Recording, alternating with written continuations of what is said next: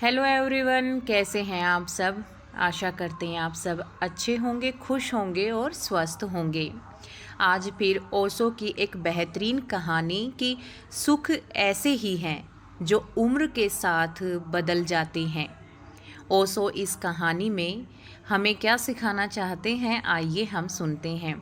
ओशो कहते हैं कि मैंने सुना है एक मुसाफिर खाने में 3 यात्री मिले। एक बूढ़ा था 60 साल का और एक कोई 45 साल का अधेड़ आदमी था और एक 30 साल का जवान था। तीनों की बातचीत बिल्कुल अलग थी और तीनों बातचीत में लगे हुए थे। उस जवान आदमी ने कहा कि कल रात एक ऐसी स्त्री मेरे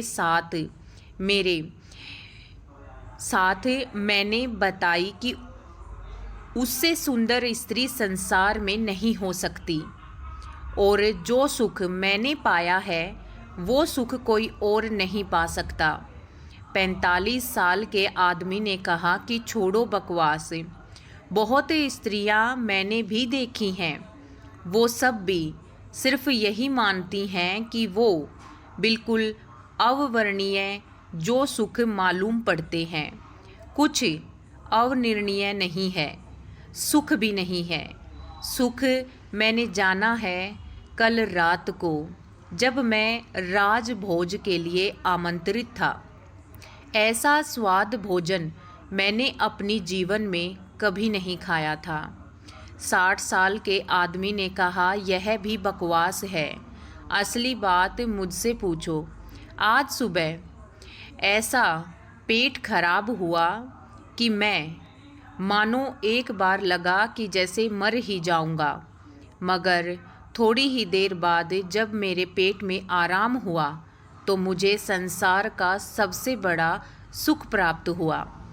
तो ये सब संसार के जो जितने भी सुख हैं वो उम्र के साथ बदल जाते हैं, लेकिन तुम ही भूल जाते हो कि 30 साल की उम्र में काम वासना सबसे बड़ा सुख माना जाता है और 45 साल की उम्र में भोजन को सबसे बड़ा सुख माना जाता है। अक्सर 40-45 के पास के लोग मोटे होने लगते हैं और 60 साल के करीब भोजन में से उन्हें रस मालूम नहीं होता। बस 60 साल के बाद उनकी तो यही सोच रहती है कि जैसे तैसे हमारा स्वास्थ्य ठीक रहे। तो जो भी समाधि सुख मिलता है, असली सुख उसी में है। तीनों अपनी जगह पर शायद ठीक थे, क्योंकि उन्होंने संसार के यही सुख देखे थे। वो बस इन्हीं बातों में सुख ढूंढ रहे थे, मगर वो नहीं जानते कि सबसे बड़ा सुख तो मोक्ष की प्राप्ति को होता है। जब इंसान को मोक्ष मिल जाता है तो सबसे बड़ा सुख वही होता है। मगर हम आजकल बस अपने ही सुखों में, अपने ही इस दुनियादारी में ऐसे घूमते रहते हैं कि जैसे हम सबसे सुखी हैं। छोटी छोटी बातों में कोई धन में सुख ढूंढता है, कोई गाड़ियों में, कोई ऐशो आराम में, कोई नौकरी चाहता है, कोई घूमना फिरना चाहता है। और असली सुख क्या है उनसे पूछो जिनकी आंखें नहीं हैं। अगर आप उनसे कहोगे कि वो क्या चाहते हैं तो वो सिर्फ अपनी आंखें चाहेंगे। किसी के पैर नहीं हैं तो आप उनसे पूछो वो क्या चाहेंगे। वो दुनिया की सारे सुख को, सारी धन दौलत को त्याग कर वो अपने पैर मांगेंगे जिनसे वे दौड़ सकें, चल सकें। ईश्वर ने आपको सब कुछ दिया है।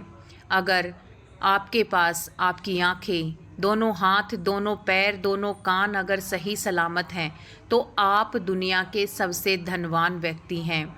इसीलिए काम करो, नीयत को साफ रखो, इतना पीछे मत भागो किसी चीज़ के कि आपको उसी में अपना सुख समझने लगो। वो असली सुख नहीं है। असली सुख तो मोक्ष प्राप्ति के बाद ही मिलता है।